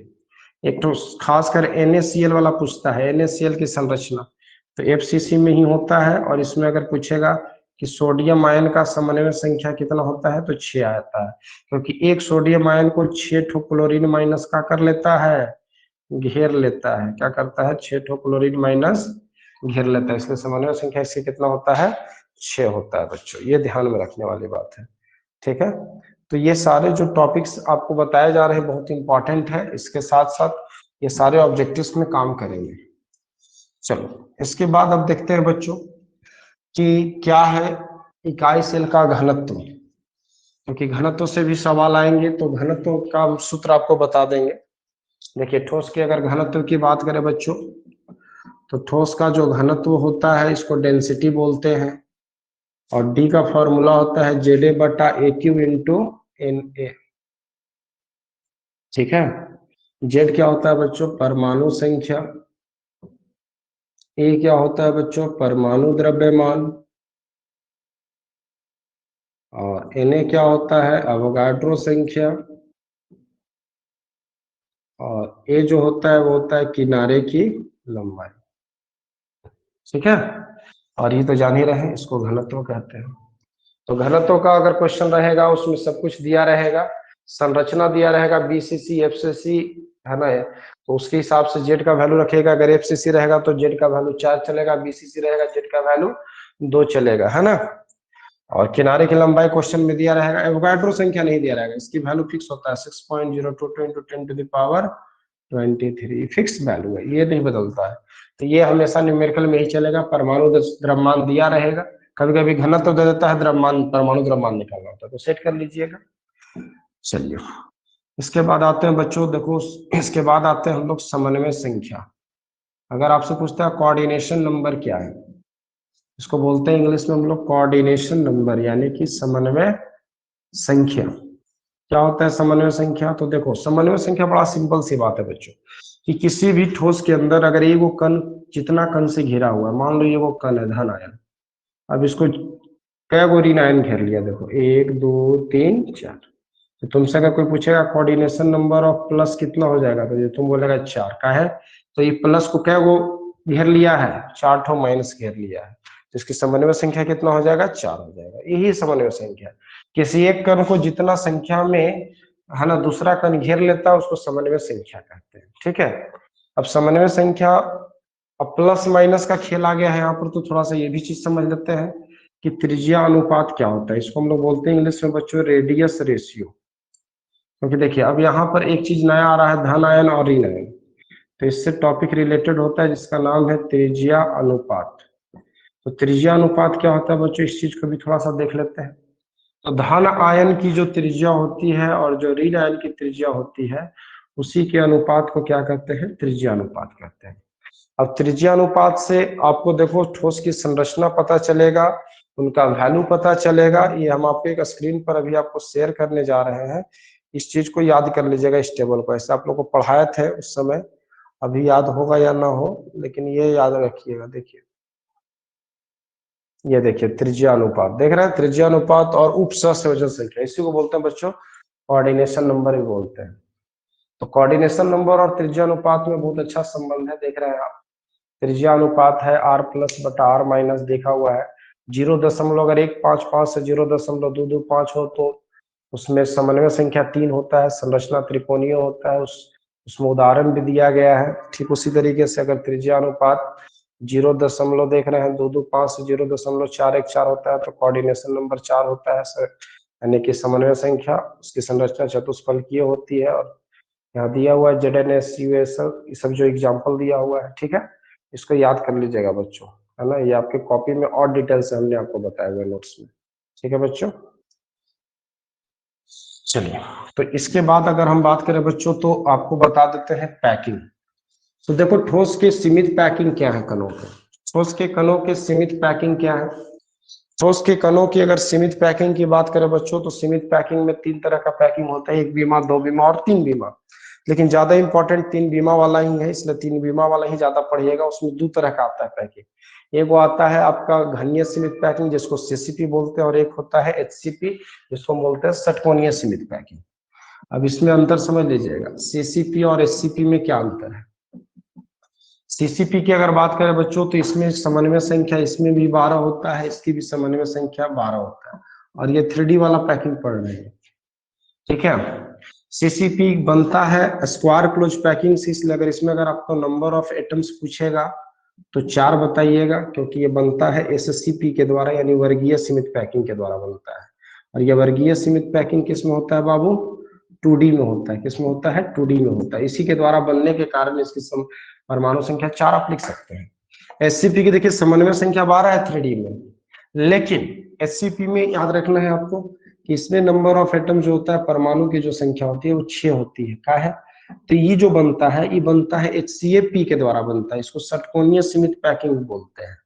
लेकिन ध्यान रहे कि ई जो बनता है षटकोणीय सीमित पैकिंग, ई 2D वाला से बनता है, इसीलिए 2D में परमाणु संख्या इसका 6 होता है, समन्वय संख्या षटकोणीय, इसलिए परमाणु संख्या इसका 6 है। दोनों में एक चीज कॉमन है बाबू, वो है पैकिंग की प्रगुणता। दोनों की पैकिंग की प्रगुणता क्या होता है, दोनों की पैकिंग की प्रगुणता जो होता है बच्चों, वो 74% होता है, और रिक्त कितना होता है स्थान, 26% होता है, याद रखिएगा, ठीक है। इस पर भी सवाल हो सकता है, आ जाए, ठीक है। चलिए, रिक्त स्थान 26%, पैकिंग की प्रगुणता 74%। देखो बच्चों, रिक्त स्थान बार बार आ रहा है, तो थोड़ा सा रिक्ति को क्लियर कर लेते हैं। व्हाट इज वॉइड्स, रिक्ति को बोलते हैं वॉइड्स। आपको लगा रिक्ति क्या है, तो देखो बच्चों, ठोस के कण जब आपस में एक दूसरे को पकड़ लेते हैं, तो उनके बाद उनके बीच में कुछ खाली स्थान बच जाता है, इसको हम लोग बोलते हैं रिक्त स्थान। इसको कौन सा स्थान बोलते हैं बच्चों, रिक्त स्थान बोलते हैं। अगर हम रिक्त स्थान की बात करें, तो ये रिक्त स्थान जो होते हैं, रिक्ति 2 तरह के होते हैं। ये रिक्ति कितने तरह के होते हैं बच्चों, 2 तरह के होते हैं। एक का नाम होता है चतुष्फलकीय रिक्ति, और दूसरे का नाम होता है अष्टफलकीय रिक्ति। एक का नाम क्या है, चतुष्फलकीय रिक्ति, और दूसरे का नाम क्या है बच्चों, अष्टफलकीय रिक्ति। अब इन दोनों रिक्ति के अंदर आपको समझना है क्या अंतर है। चतुष्फलकीय रिक्ति और अष्टफलकीय रिक्ति, इसको बोलते हैं टेट्राहेड्रल वॉइड, शॉर्ट में TB। और दूसरा है अष्टफलकीय रिक्ति, इसको शॉर्ट में क्या बोलते हैं हम लोग, OV। इसको शॉर्ट में क्या बोलते हैं, OV। अगर OV और TB की बात करें बच्चों, तो देखो, चतुष्फलकीय रिक्ति में जो समन्वय संख्या होता है 4 होता है, इसमें जो त्रिज्यानुपात होता है 0.225 होता है, ठीक है। इसकी समन्वय संख्या बच्चों 6 होता है, इसकी जो त्रिज्यानुपात है वो 0.414 होता है। ये जो है सबसे बड़ा ध्यान रखने वाली बात है बच्चों। और दूसरी चीज क्या है, ये समझिएगा, इसका जो संख्या होता है चतुष्फलकीय का, परमाणु संख्या का दोगुना होता है। परमाणु संख्या का दुगुना होता है, या कह सकते हैं अष्टफलकीय रिक्ति का दुगुना होता है। का है, क्योंकि जो अष्टफलकीय रिक्ति होता है बच्चों, यह परमाणु संख्या के बराबर होता है, यानी नंबर ऑफ एटम के ये बराबर होता है। क्लियर है, चलिए आगे बढ़ते हैं बच्चों। अब इसके बाद अगर हम बात करें बच्चों, तो देखो, अब इसके बाद हम लोग को जानना है ठोस के अंदर दोष और 2 ठो गुण, ठीक है। फिर आपका ये रिवीजन क्लास एंड हो जाएगा, यानी 10 मिनट और 5-10 मिनट में ये समाप्त हम कर लेते हैं। देखो, डिफेक्ट की अगर बात करें बच्चों, तो डिफेक्ट इन सॉलिड्स में, ठोस में दोष 2 तरीके के आप लोगों को बताए गए हैं। एक होता है स्टिक्योमेट्रिक और दूसरा होता है नॉन स्टिक्योमेट्रिक। तो देखो, ये स्टिक्योमेट्रिक होता है वैसा ठोस जिसके अंदर जो होता है ना, अवयवी कण जो होते हैं परमाणु के सूत्र के अनुसार जुड़े हुए रहते हैं, तो उसको बोलते हैं स्टिक्योमेट्रिक ठोस।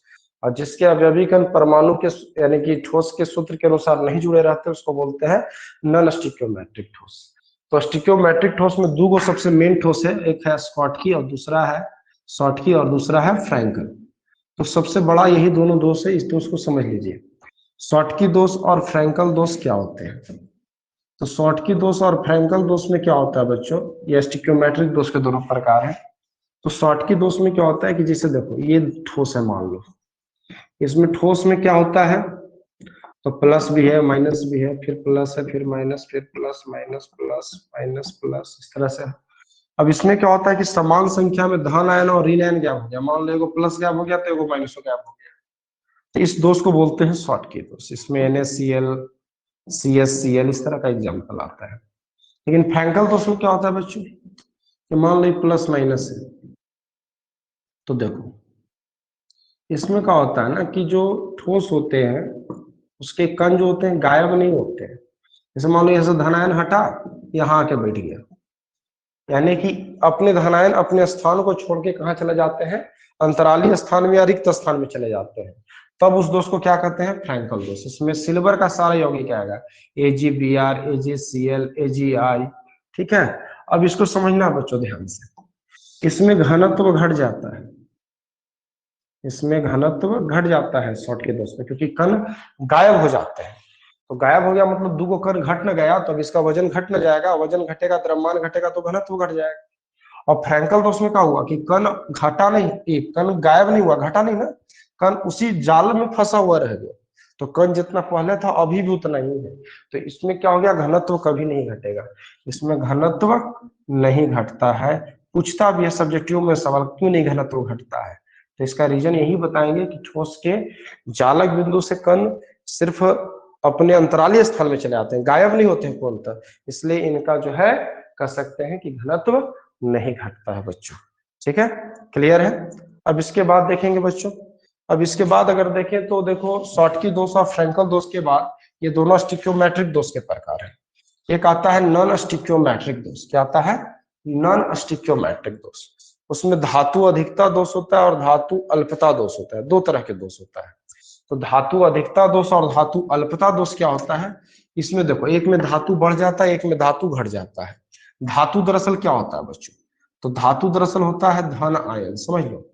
धातु अधिकता दोष और धातु अल्पता दोष, अब समझो। जैसे ठोस में क्या होता है बच्चों ना कि दो तरह के कण होता है, एक को प्लस होता है, एक को माइनस होता है, इस तरह का होता है ना कण। अब समझो क्या होता है इसमें कि अगर मान लो कोई एगो धनायन गायब हो गया तो ऋणायन बढ़ गया, ठीक है। धनायन अभी नहीं गायब करेंगे, धातु अधिकता दोष में ऋणायन गायब करेंगे, ऋणायन गायब हो गया तो धनायन बढ़ गया। और धनायन कौन सी है बाबू, धातु, और ऋणायन कौन सी है, अधातु। तो जब धातु बढ़ जाता है किसी ठोस में अचानक से, तो देखो प्लस जो है ना ज्यादा हो गया, 1 2 3 4 5 है, माइनस देखो 1 2 3 घट रहा है।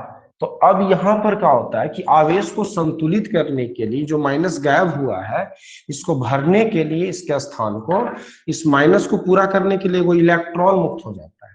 क्योंकि देखो बाबू कण गायब होना, कण घटना बढ़ना ये तो लगा रहेगा ठोस के दोष में, लेकिन सबसे जो इंपॉर्टेंट बात है वो ये समझना है कि जो आवेश है ये असंतुलित नहीं होना चाहिए। ठोस में आवेश हमेशा बराबर होना चाहिए, यानी प्लस माइनस की संख्या हमेशा बराबर होना चाहिए। तो इसलिए इलेक्ट्रॉन जो होता है, ये इलेक्ट्रॉन इसलिए आता है कि प्लस माइनस की संख्या बराबर रहे, यानी धन आयन और ऋण आयन की संख्या बराबर रहे, दोष हो लेकिन आवेश बराबर हो। तो जिस जगह पे इलेक्ट्रॉन उत्पन्न होता है उसको कहते हैं एफ केंद्र। और हम बताए थे कि एफ केंद्र के कारण क्रिस्टल का रंग जो होता है वो क्या हो जाता है बच्चों, चेंज हो जाता है। जैसे सफेद ZnO क्या हो जाता है, गर्म करने के बाद धातु अधिकता दोष होने के कारण कुछ हो जाता है, पीला हो जाता है। तो ये सब चीज लगा रहता है, क्रिस्टल का रंग चेंज होते रहता है एफ केंद्र के कारण। धातु अल्पता में क्या होता है बच्चों, उसमें जो है ना कि धनायन की संख्या घट जाता है। तो धनायन की संख्या कब घटेगा बच्चों, दिमाग लगा, जब धनायन की संख्या घटेगा कब, तो जब धनायन अपने जगह से गायब हो गया। मान लो धनायन गायब, तो धातु की संख्या घट गया, इसको कहते हैं धातु अल्पता दोष। ठीक है बच्चों, तो ये जो दो मुख्य दोष है इसको याद रखिएगा और एफ केंद्र याद रखिएगा। इसी कारण क्रिस्टल का रंग चेंज होता है ना। सामान्यतः सफेद वस्तुएं क्या हो जाती है, गर्म होने के बाद पीला हो जाती है। चलिए, इसके बाद जो है देखो, धातु के अंदर दो गुण होता है बाबू, एक होता है विद्युतीय गुण और दूसरा होता है चुंबकीय गुण। विद्युतीय गुण की अगर बात करें बच्चों, तो विद्युतीय गुण ठोस के अंदर, ठोस का विद्युतीय जो गुण है वो कैसे आता है ठोस में, समझिएगा। जैसे देखो, कोई भी ठोस के अंदर दो गो बैंड होता है। जैसे ई है, मान लो VB, इसको कहते हैं, VB को कहते हैं इंग्लिश में वैलेंस बैंड, और हिंदी में कहते हैं इसको संयोजी पट्टी। ठीक है। और ई है मान लो कंडक्शन बैंड, इसको कहते हैं कंडक्शन बैंड, इसको कहते हैं चालन पट्टी। यह कंडक्शन बैंड, इसको कहते हैं हम लोग चालन पट्टी। तो संयोजी पट्टी और चालन पट्टी देखो ध्यान से, अगर इसकी दूरी कम रहेगा किसी ठोस के अंदर, ये दोनों पट्टी ठोस में रहना ही रहना है बाबू, याद रखना। किसी भी ठोस में दो तरह का लेयर होता है परमाणु के बीच में, एक होता है संयोजी पट्टी, एक होता है चालन पट्टी। अब इनके बीच का खाली बस गैपिंग देखना है तुमको, जो इस गैपिंग को कहते हैं हम लोग एनर्जी गैप। क्या बोलते हैं? एनर्जी गैप, यानी ऊर्जा का गैपिंग होता है। अगर ज्यादा अंतर नहीं होता है, यानी ज्यादा गैपिंग नहीं होता है, तो इसमें जो इलेक्ट्रॉन रहता है ना संयोजी पट्टी वाला, कूद के कहाँ चल जाता है? चालन पट्टी में चल जाता है। तो अब क्या होता है, पदार्थ विद्युतीय गुण दिखाता है, यानी विद्युत का क्या हो जाता है? चालक हो जाता है। और जब ई मान लो यहाँ है CB, और ये है कहाँ? VB यहाँ है। अब देखो एनर्जी गैप क्या हो गया? बहुत बड़ा हो गया। तो जब एनर्जी गैप बहुत बड़ा हो जाता है तो इलेक्ट्रॉन इसका यहाँ से यहाँ तक जंप नहीं कर पाता है, और नहीं करने के कारण क्या हो जाता है? कुचालक हो जाता है। ये क्या हो जाता है पदार्थ? कुचालक, और इसको कहते हैं सुचालक। ठीक है। अब ध्यान ये देने वाली बात है कि एगो बीच में आ जाता है अर्धचालक, एगो बीच में कहा जाता है अर्धचालक। तो उसमें क्या होता है कि सुचालक की अपेक्षा VB CB का डिस्टेंस थोड़ा सा बड़ा होता है। जैसे देखो, इसमें सबसे कम है, इसमें थोड़ा सा ज्यादा होता है। चालक से थोड़ा सा संयोजी पट्टी और चालन पट्टी के बीच में दूरी ज्यादा होता है, और इसमें इलेक्ट्रॉन पूर्ण रूप से तो नहीं, लेकिन अंशतः ढमलायत है ना, या फिर कह सकते हैं किसी तरह से लुढ़कते उड़कते पहुंच ही जाता है। मतलब ज्यादा दूरी नहीं होता है। जैसे वो कहे का मतलब कि तुमको एक उदाहरण देते हैं। जैसे अगर हम बात करें, अगर मान लो तुमको 2 मीटर का डिस्टेंस कूदना है, आराम से कूद जाओ। 1 मीटर का डिस्टेंस कूदना, कूद जाओगे। लेकिन अगर हम कहें कि तुम 10 मीटर डिस्टेंस कूद जाओ, 100 मीटर डिस्टेंस कूद जाओ, या फिर बहुत बड़ा 10 फीट को जंप कर जाओ, तो ये पॉसिबल नहीं है। तो वही चीज है, जितना नजदीक रहेगा दोनों बैंड, इलेक्ट्रॉन आसानी से कूद के चला आएगा, कुछ चालक कहलाएगा। जिसमें थोड़ा सा एनर्जी गैप संयोजी पट्टी और चालन पट्टी के बीच में क्या रहेगा? ज्यादा कम रहेगा। ठोस के अपेक्षा सुचालक के अपेक्षा थोड़ा ज्यादा रहेगा, लेकिन बहुत ज्यादा भी नहीं रहेगा। तो इलेक्ट्रॉन अस्थिर रूप से प्रवाहित होगा, उसको क्या बोलेंगे? इसको बोलेंगे बच्चों अर्धचालक। तो सबसे इंपॉर्टेंट चीज अर्धचालक होता है। सुचालक में सब धातु आता है, कुचालक में सब अधातु आता है। और ध्यान रहे, ग्रेफाइट एगो अपवाद है, ग्रेफाइट का है वो अपवाद है। इसके बाद अर्धचालक की बात करें तो इसमें दो तरह का अर्धचालक होता है बच्चों। अर्धचालक कितने तरह का होता है? 2 तरह का होता है। अभी जो 2 तरह का अर्धचालक होता है, इस अर्धचालक में 2 तरह का जो प्रकार होता है, उसमें एक होता है अंतर्निहित, एक बाह्य निहित। एक होता है P प्रकार और एक होता है N प्रकार। तो अंतर्निहित में जैसे सिलिकॉन, जर्मेनियम, आर्सेनिक, बोरोन, ये सब देखो खुद अर्धचालक है बच्चों। क्योंकि ये सब क्या है, अपने आप में थोड़ा बहुत अर्धचालक का गुण रखते हैं। तो थोड़ा बहुत अर्धचालक का इनमें गुण आता है, इसलिए अपने आप ये थोड़ा बहुत सुचालक होते हैं, इसलिए इसको अंतर्निहित अर्धचालक कहा गया है। ठीक है बच्चों। अब बाह्य निहित में क्या होता है कि इनको बाहर से अर्धचालक बनाया जाता है। बाह्य निहित अर्धचालक में क्या होता है? इनको बाहर से अर्धचालक बनाया जाता है, जिसको हम लोग बोलते हैं डोपिंग की प्रक्रिया कराना। क्या बोलते हैं बच्चों? डोपिंग कराना। डोपिंग क्या होता है? जैसे मान लो सिलिकॉन में बोरोन मिला दिया, सिलिकॉन इससे था, ठीक है, 4 गो सिलिकॉन की देखो संरचना ही होता है। एक सिलिकॉन अपने साथ 4 सिलिकॉन के साथ जुड़ा रहता है, इसमें बीच में हम बोरोन मिला दिए। अब बोरोन की परमाणु संख्या 3 होता है, संयोजी इलेक्ट्रॉन 3 होता है। तो सिलिकॉन जो है देखो, ये वर्ग 14 का तत्व है, वर्ग 14 का तत्व। इसके पास 4 संयोजी इलेक्ट्रॉन होता है। और बोरोन जो है, ये वर्ग 13 का तत्व है, इसके पास संयोजी इलेक्ट्रॉन कितना होता है? 3 बैलेंस इलेक्ट्रॉन होता है। तो ई क्या करता है कि सिलिकॉन के 4 को में से 3 को बॉन्ड बना पाता है, तो सिलिकॉन के एगो इलेक्ट्रॉन क्या रह जाता है, खाली। अब यही खाली इलेक्ट्रॉन इसको क्या बना देता है, अच्छा सुचालक बना देता है। तो इसको कहते हैं पी प्रकार। इसको क्या कहते हैं, पी प्रकार। काहे बाबू, क्योंकि देखो सिलिकॉन क्या एक इलेक्ट्रॉन खाली हुआ और सिलिकॉन इलेक्ट्रॉन को क्या कर रहा है, मुक्त कर रहा है। तो सिलिकॉन यहाँ पर धनात्मक काम कर रहा है इलेक्ट्रॉन मुक्त करके।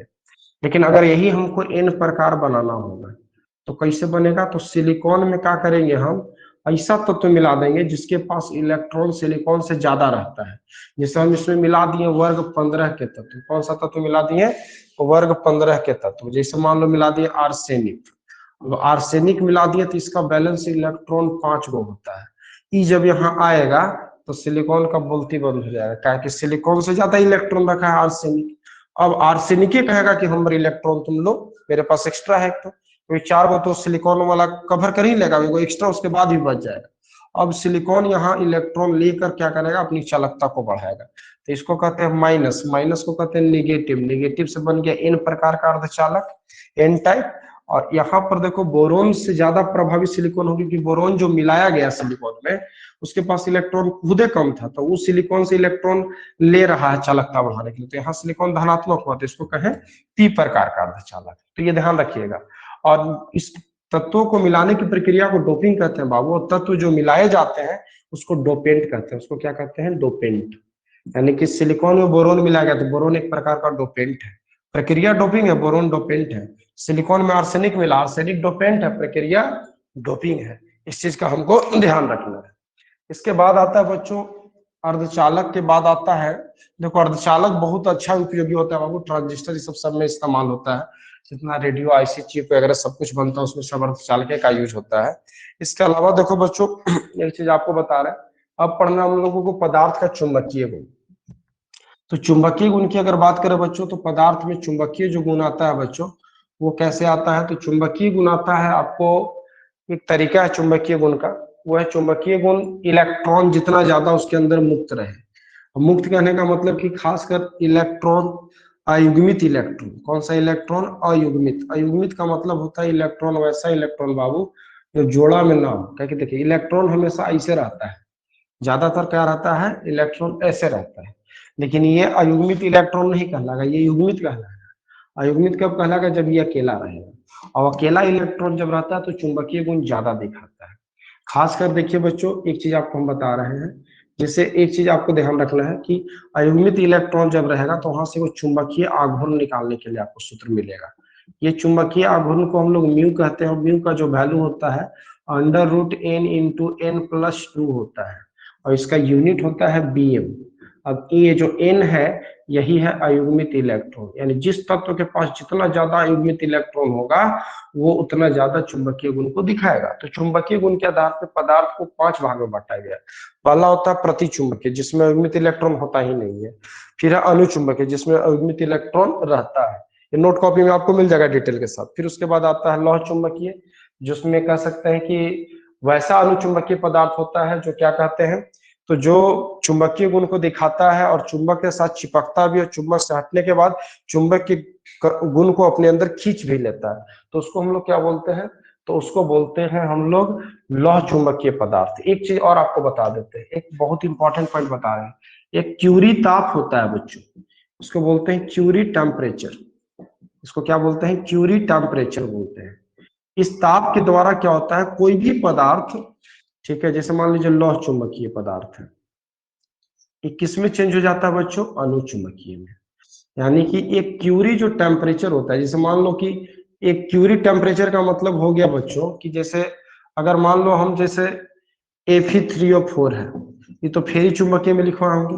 अब इसको अगर 850 केल्विन ताप पे गर्म करेंगे तो यह है कुछ फेरी चुंबकीय है, और इसको जब गर्म किए तो किस में चेंज हो गया है, अनुचुंबकीय में चेंज हो गया। किस में चेंज हो गया बच्चों, अनुचुंबकीय में। यानी कि याद रखना वैसा टेम्परेचर, जिस टेम्परेचर से कोई पदार्थ अनुचुंबकीय पदार्थ में चेंज हो जाता है तो उस ताप को क्या कहते हैं, क्यूरी ताप कहते हैं। ठीक है बच्चों, उसके बाद जो है देखो चुंबकीय गुण तो क्लियर हो गया, और चुंबकीय गुण इस ठोस अवस्था का लास्ट चैप्टर है। इसे ब्रेक का समीकरण बताया होंगे लास्ट में, तो ब्रैग का समीकरण देखो कुछ नहीं है, ठोस के सतह के बीच की दूरी को निकालने का। जैसे सतह है ठोस का, ये भी सतह है, इसके बीच की दूरी अगर डी है तो उसने डी का फॉर्मूला दिया था, वो क्या दिया था बच्चों, ब्रैग का समीकरण।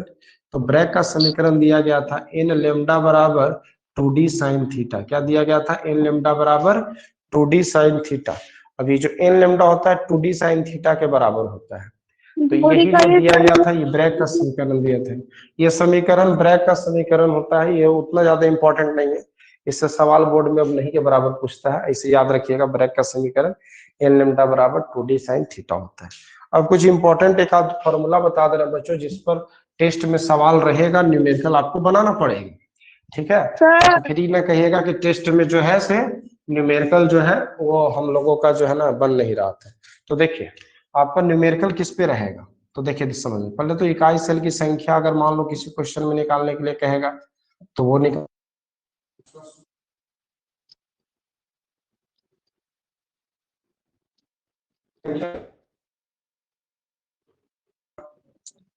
दिया गया द्रव्यमान बटा, ठीक है, जो क्वेश्चन में दिया गया द्रव्यमान रहेगा पदार्थ का, यानी पदार्थ का दिया गया द्रव्यमान, ठीक है, पदार्थ का दिया गया द्रव्यमान बटा आणविक द्रव्यमान और गुना अवोगाड्रो संख्या और बटा परमाणु संख्या, यानी कि जेड। जेड कहां से पता चलेगा, तो संरचना से, पदार्थ की जैसी संरचना होगी, जैसे मान लीजिए कोई एफसीसी में है तो परमाणु संख्या कितना होगा उसके लिए 4, कोई बीसीसी में है तो परमाणु संख्या उसके लिए क्या होगा, 2 होगा। अगर घनत्व का सवाल देगा तो घनत्व निकालने के लिए क्या सूत्र है, डी बराबर जेड ए बटा ए क्यू इंटू एन ए, तो पहले भी बता दिए। अगर मान लो त्रिज्या निकालने के लिए देगा, परमाणु त्रिज्या, तो परमाणु त्रिज्या का भी सूत्र आप लोग को पढ़ाए हैं। एसीसी में क्या होता है, सिंपल क्यूबिक सेल में आर बराबर ए बाई 2 होता है। बीसीसी में